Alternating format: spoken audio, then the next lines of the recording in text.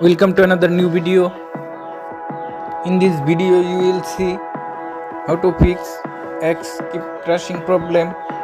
Please follow complete the process.